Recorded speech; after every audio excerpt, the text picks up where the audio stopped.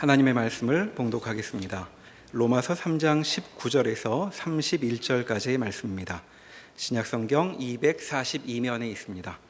로마서 3장 19절에서 31절까지의 말씀을 봉독하겠습니다. 우리가 알거니와 무릇 율법이 말하는 바는 율법 아래에 있는 자들에게 말하는 것이니 이는 모든 입을 막고 온 세상으로 하나님의 심판 아래에 있게 하려 함이라. 그러므로 율법의 행위로 그 앞에 의롭다 하심을 얻을 육체가 없나니 율법으로는 죄를 깨달음이니라. 이제는 율법 외에 하나님의 한 의가 나타났으니 율법과 선지자들에게 증거를 받은 것이라.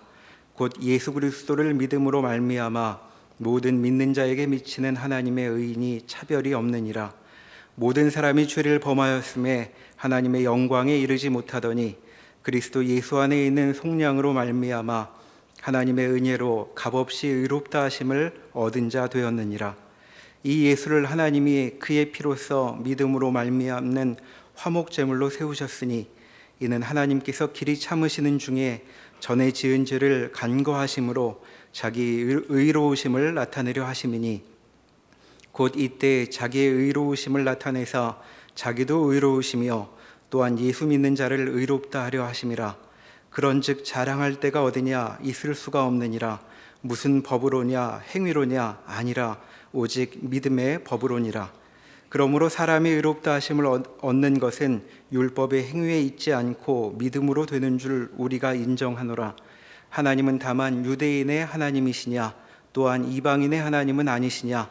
진실로 이방인의 하나님도 되시느니라. 할례자도 믿음으로 말미암아 또한 무할례자도 믿음으로 말미암아 의롭다 하실 하나님은 한 분이시니라. 그런즉 우리가 믿음으로 말미암아 율법을 파기하느냐? 그럴 수 없느니라. 도리어 율법을 굳게 세우느니라. 아멘.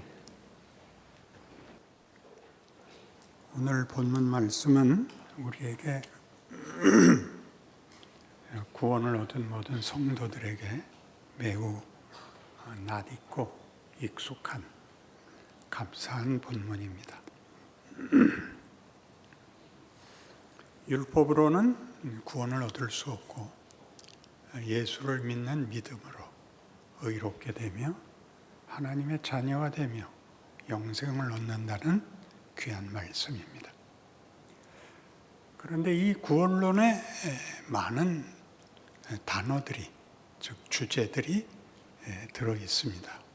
구원론에서 말하는 구원, 예수를 믿으면 된다, 이렇게 거의 공식화된 우리의 이해보다 생각해야 될 더 많은 주제들이 있습니다. 율법이 있죠. 율법으로는 죄를 깨달을 뿐이고 심판 아래 외에는 선택의 여지가 없고 예수로 말미암는 하나님의 은혜, 믿음으로만 구원에 이른다. 그러니까 율법이 아닌 것, 율법으로는 할 수 없는 것이 은혜고 믿음이다 해놓고 오늘 본 본문의 마지막에 등장하듯이 그럼 믿음이 율법을 폐하느냐, 소용없다 하느냐? 그렇지 않다. 율법을 굳건히 세운다. 이렇게 됩니다. 이 대목이 신자들에게 익숙지 않습니다.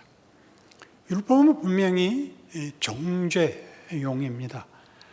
잘못한 것을 확인시키는 경계선, 기준 같은 것이어서 성경에는 율법으로는 죄를 깨닫는다. 죄를 더욱 죄되게 한다.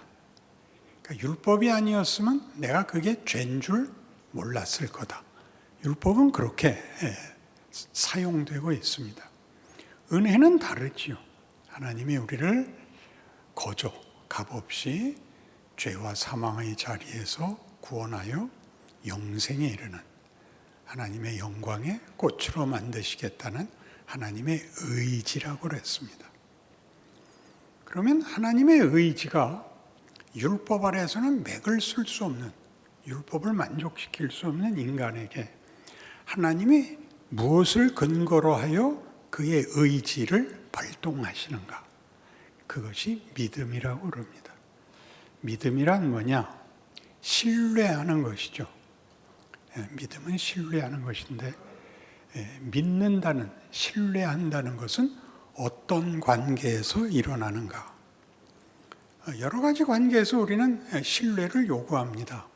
사회생활을 해보면 이웃에 사는 사람, 친구가 된 사람, 직장 동료, 또는 무슨 모임의 회원으로 만나는 사이, 훨씬 가까워진 우정을 나누는 사이, 이런 것들도 다 규칙이거나 법이거나 하는 것이 아니라 신뢰라는 것으로 되어 있는데, 이 신뢰는 기대는 하지만 믿는다는 말의 완성적인 차원에는 단비읍합니다.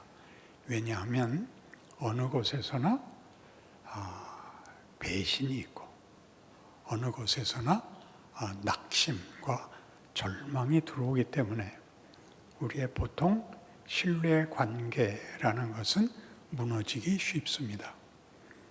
그러나 성경이 예수를 믿으면이라고 할 때 믿음, 성경이 얘기하는 믿음은 어떤 뜻이냐 하면 이 신뢰 관계는 깨질 수 없는 것이다, 그렇게 말합니다. 하나님의 지극하심이나 전능하심이라는 능력과 치열함의 문제가 아니고 그 관계의 근거가 다릅니다.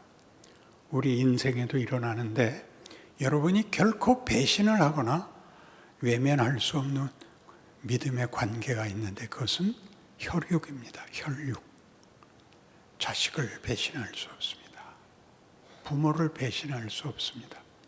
미워할 수도 있고 원망할 수도 있지만 내가 누구의 자식이다, 누구는 나의 부모다를 끊거나 지울 수 있는 방법이 없습니다.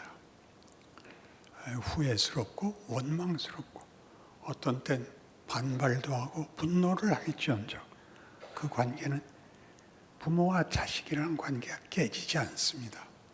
예수를 믿음으로 라는 말, 은혜를 베풀어 공짜로 라는 의지는 하나님이 우리와의 관계를, 이런 관계, 나는 너희 하나님이 되고 너희는 나의 백성이 될지라 로부터 출발해서 나는 너희의 아버지요 너희는 나의 자식이니라 까지 와서, 여러분 잘 아시는 로마서 8장에서는 우리가 다시는 무서워하는 종의 영을 받지 아니하고 양자의 영을 받았으므로 아바, 아버지라 부르느니라 라는 데까지 온 겁니다. 그러니까 예수를 믿는다는 것은 하나님과 우리의 관계가 혈육같이 끊을 수 없는 관계가 되는 것을 말합니다. 그러니까 믿음은 치열함의 문제나 진정성의 문제나 열심의 문제가 아니고 하나님이 우리에게 당신을 이렇게 묶으시는 겁니다. 그럼 율법은 왜 필요한가? 하나님이 우리를 혈육으로 묶었으니까 이제 다른 모든 조건이, 무슨 능력이든지 무슨 치성이 필요 없다면 개판치지 마라. 그러니까 율법이 등장하는 이유인 겁니다. 그러니까 성경에서는 율법이 늘 죄로 죄되게 하며 죄를 깨닫게 하며 이것으로는 적극적인 것을 만들어낼 수 없는 하나의 경계선이라를 계속하고, 그래서 어디로 부르느냐 하면 그리스도로 말미암아, 우리 에베소 1장 3절에서 6절 끝절에서 본 바와 같이 우리로 그리스도 예수 안에서 거저 주시는 바 그의 은혜의 영광을 찬송하게 하는 것, 이것이 그리스도 안에서 하나님이 우리를 묶으시는 그의 의지며 성실이며 하나님의 하나님이신 선포인 것입니다. 그러니까 하나님을 공포스럽게 하는 것은 율법적 차원을 못 벗어나는 겁니다. 율법이 잘못하는 것을 가려내는 것 같이 여러분이 신앙을 잘 믿어야 된다, 잘못 믿었다라고는 이제 구별이 없는 겁니다.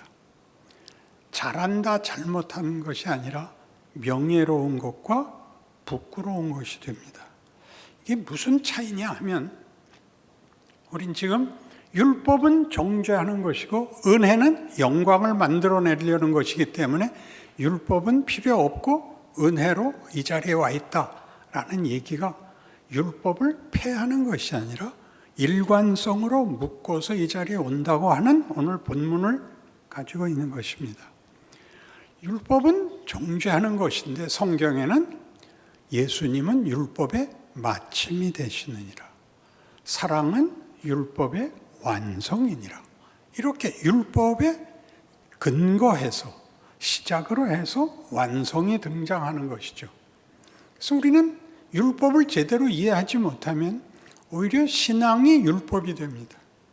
너 제대로 믿는 거야? 너 그따위로 믿어서 돼? 라는 것이 분발해라가 아니라 이러다 지옥 가는 거 아니야? 이런 선까지 무너져 내리는 이 무너짐이 없다는 것을 우리 확인해야 됩니다.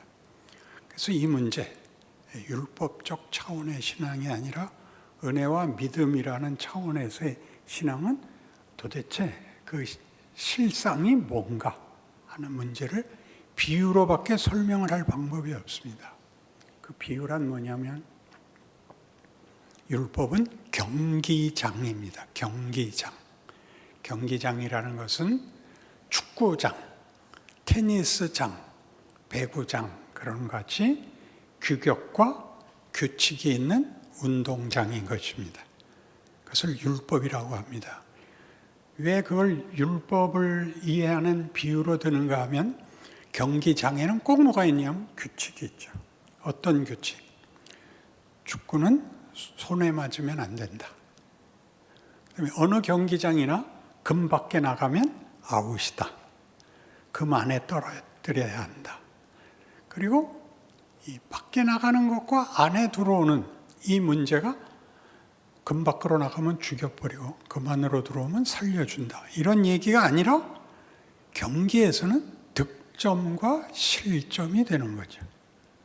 그러니까 예수를 믿어 이 안에 들어오면 잘못하면 죽여버리는 게 아니라 잘못하면 꾸짖고 부끄러워하라 그러고 고치라고 하지 너 죽을래? 라고는 하지 않습니다. 죽을래는 공갈일 뿐입니다. 웃을 줄을 아나 이해를 할 줄을 아나 이게 세상이 이렇게 율법적 차원에서 믿음의 차원으로 온다는 것이 무슨 얘기인가에 대한 이해가 확 두드러져 나와요. 여러분이 자유를 알게 되고 명예를 알게 되고 적극적인 책임을 영광으로 알게 된다. 그 뜻입니다. 조금 더 하죠. 그래서 이 문제가 집에 가시면 꼭 여길 찾아보십시오. 신명기 29장에 가면 지금은 찾지 마시고 노트 필기하지 마시고 들으십시오.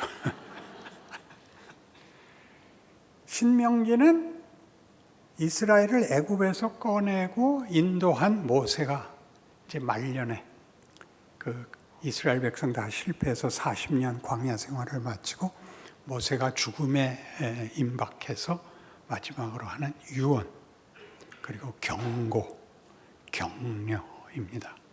그게 무슨 얘기를 하느냐 하면 하나님이 너희를 어떻게 꺼냈는지 기억해라. 10가지 재앙과 바다를 건너고 만나와 메추라기로 먹였다.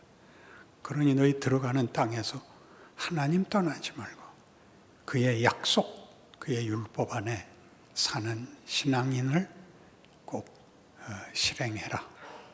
그래 놓고 뭐라 그러냐 하면 29장 4절에 그러나 보는 눈과 듣는 귀와 깨닫는 마음은 하나님께서 아직 주시지 않았다 그럽니다. 보는 눈, 듣는 귀, 깨닫는 마음은 아직 안 주셨답니다. 근데 이 말은 구약 내내 메아리 쳐서 이사야 6장에서 이사야 선지자가 하나님을 만나 뵙게 되죠. 하늘이 열리고 하나님이 보좌에 앉으신 것을 보고 천사들의 찬송 소리를 듣고 놀라는데 하나님이 탄식을 하십니다. 누가 우리를 위하여 갈고? 그래서 이사야가 답을 하죠. 주여 제가 여기 있나이다. 나를 보내소서. 그러자 나오는 하나님의 그 말이 가라. 그러나 저희가 들어도 깨닫지 못할 것이요 보아도 알지 못하리라 라는 실패의 사역을 그에게 맡기십니다. 근데 이 문제가 예수가 오시자 어떻게 변하느냐 하면 마태복음 13장 씨 뿌리는 비유에서 여러분 잘 아시는 대로 농부가 씨를 뿌렸는데 도로는 길가에 떨어지고 돌짝밭에 떨어지고 또 찔레밭에 떨어져서 그들은 꽃을 피우지 못했다. 그러나 옥토에 떨어지자 많은 열매를 맺었다. 그러니까 제자들이 아니 그 뻔한 얘기를 뭘 비유로 하십니까? 비유를 할 때는 본론이 너무 어려워서 그걸 이해하기 쉬운 좀 더 쉬운 우리 이해하고 우리가 경험할 수 있는 것으로 이해를 돕기 위하여 얘기하는 것을 비유라고 하는데 그까짓 걸 뭘 비유로 하십니까? 그러자 예수님이 선지자의 말씀이 오늘 내게 응하였느니라. 너희가 들어도 모르고 보아도 깨닫지 못한다. 그러나 내가 왔다. 그러니까 봐도 모르고 들어도 모르는 그 내용이 누구냐? 예수라는 겁니다. 예수는 뭐냐? 부정적 차원에서 막았던 경기장, 나가면 아웃이고, 모든 경기의 규칙과 같이 배구 같으면 바운드가 되면 실점이고, 테니스 같으면 원바운드나 노바운드를 받을 수 있고 하는 규칙들의 경기자로 오시는 겁니다. 축구장과 배구장이 경기를 하지 않으면 그게 그겁니다. 별 차이가 없죠. 이렇게 그라운드가 이렇게 라인이 쳐져 있고 테니스면 테니스 네트가, 배구면 배구 네트가, 축구면 골대가 있는 것입니다. 그런 것들에서 나오는 모든 일은 실점과 득점으로 되어 있지 실점하면 죽여버리지 않습니다. 그러나 이 문제는 한국말에 아주 묘하게 표현되어 있어서 우리의 이해를 돕습니다. 야구 경기에서 첫 타자 삼진 먹고 둘째 타자 플라이볼로 죽고 세 번째 타자가 1루에 나갔습니다. 그럼 아나운서가 2사 1루 상황입니다. 그러니까 두 놈 죽고 하나 남았습니다. 우린 죽었어요. 2사의 사는 죽을 사자예요. 영어는 다르죠. Two out, first base죠. 그 뭐가 다른지 아시겠죠? 여기서는 죽었다는 말이 그 죽었다가 아니죠. 정말 그딴 얼굴로 볼 거예요. 그러니까 뭐가 달라졌나 보세요. 경기장을 논할 때와 경기장에서 인, 아웃을 따져야 하니까 이건 아웃이고 이건 인입니다는 사활이 왔다 갔다 하는 것 같은데 게임을 하니까 그건 다만 실점, 득점이 됩니다. 그럼 여기서는 실점과 득점으로 뭘 만들죠? 승부라는 걸 만듭니다. 승부는 물론 이겨야 됩니다.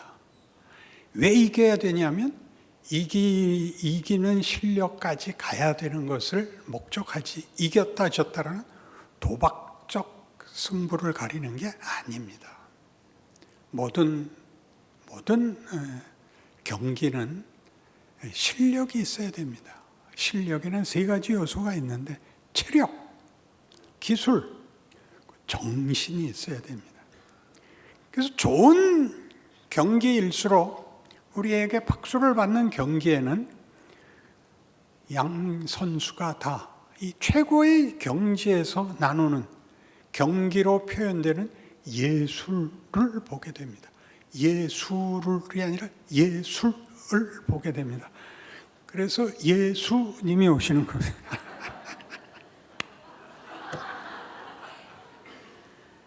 이런 것들을 이렇게 백척간두에 서서 칼날 위를 걷는 것 같이 그렇게 이해할 문제가 아니라 어떻게 풀어놓으셨는가, 어떻게 이렇게 무대가 열려 있고 네가 해봐, 그렇게 너 삼진 먹어도 돼, 방망이 들고 섰다가 3번 휘두르고 들어와, 이런 일들을 해보면 약오르거든요.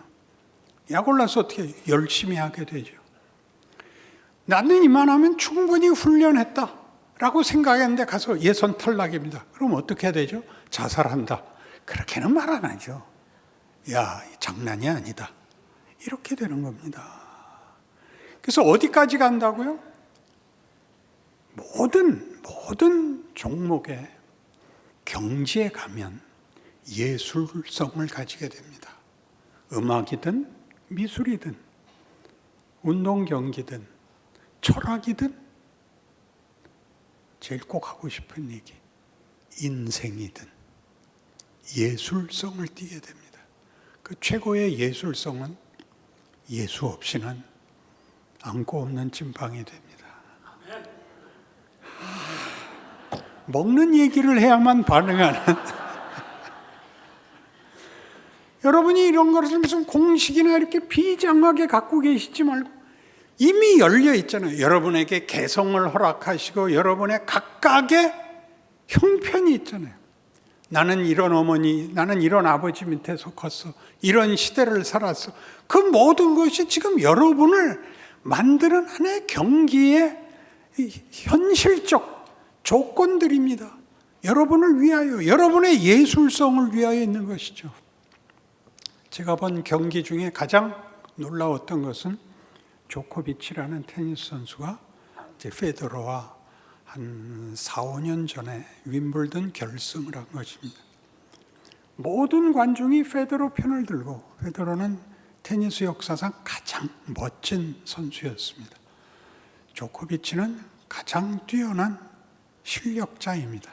모두가 페더러 편을 들고, 페더러가 득점을 하면 모두 일어나서 박수치고 난리를 부리고, 조코비치가 득점을 하면 모두 신음을 하고 고개를 떨구고, 그걸 견뎌내고 5세트에서도 듀스가 되고, 그걸 한없이 연장을 해서 마지막 타이브렉에서 3번의 매치 포인트를 극복하고 조코비치가 이깁니다. 끝나고 시상식 하는데 분위기 나쁘고, 아나운서가 와서 이제 준우승한 페더러에게 물으니까 페더러는 멋있는데 말은 못합니다.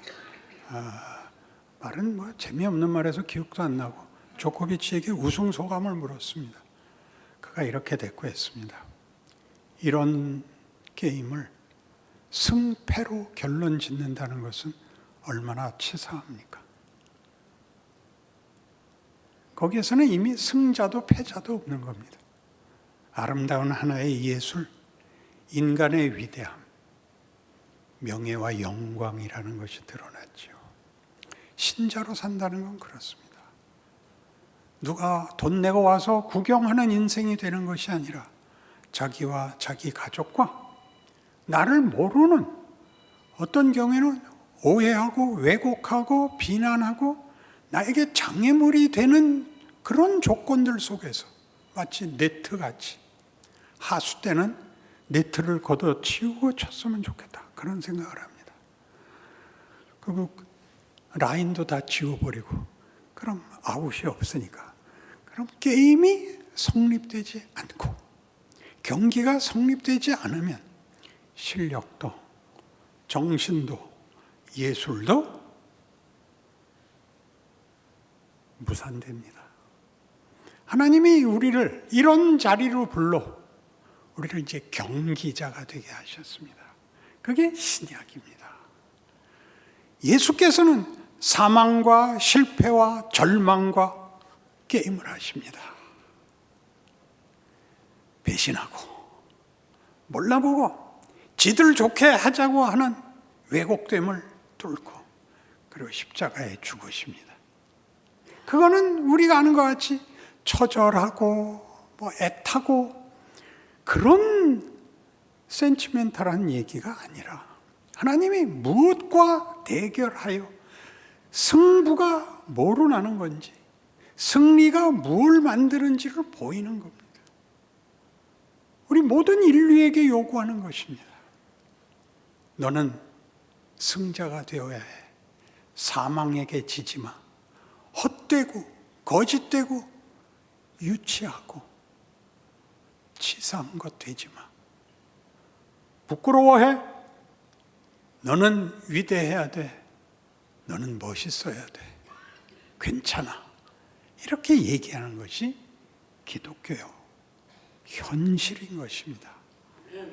그래서 함께 찾아볼 로마서 8장.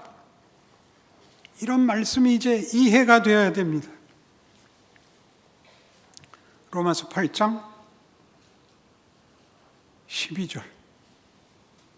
그러므로 형제들아 우리가 빚진 자로 돼 육신에게 줘서 육신대로 살 것이 아니니라. 너희가 육신대로 살면 반드시 죽을 것이로되 영으로서 몸의 행실을 죽이면 살리니 무릇 하나님의 영으로 인도함을 받는 사람은 곧 하나님의 아들이라. 율법 아래 있지 않고 성령 안에 있다. 이렇게 이해하시면 됩니다. 그리고 뭐예요? 너희는 다시 무서워하는 종의 영을, 종이 아니에요. 종의 영을 받지 아니하고 자식의 영을 받았으므로 우리가 아빠, 아버지라고 부르짖느니라. 성령이 친히 우리의 영과 더불어 우리가 하나님의 자녀인 것을 증언하시나니 자녀이면 또한 상속자 곧 하나님의 상속자요 그리스도와 함께한 상속자니 우리가 그와 함께 영광을 받기 위하여 고난도 함께 받아야 할 것이니라. 고난은 상대가 있어야 되는, 승부를 겨뤄야 되는, 그래서 나를 훌륭하게 만들 수밖에 없는 도전입니다. 우리의 현실입니다. 여러분의 현실이 여러분을 위한 것이라는 걸 알아. 징징거리는 인생을 넘어서시는, 그래서 여러분을 위대와 영광으로 인도하는 사실로 하루하루를 살아내시는 승리가 있기를 바랍니다. 기도하십시다. 하나님 아버지 은혜를 감사합니다. 우리에게는 고난이 있을지언정, 고통이 있을지언정 그 모든 것으로 하나님의 권능과 지혜로 합력하여 선을 이루심을 믿습니다. 우리의 입술에 찬송을 두시는 것은 우리가 우리의 명예와 영광을 알기 때문이며 그 현실을 살아가기 때문입니다.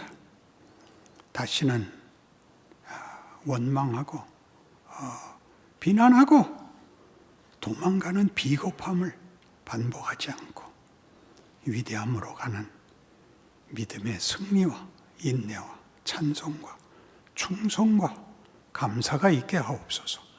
예수님 이름으로 기도합니다.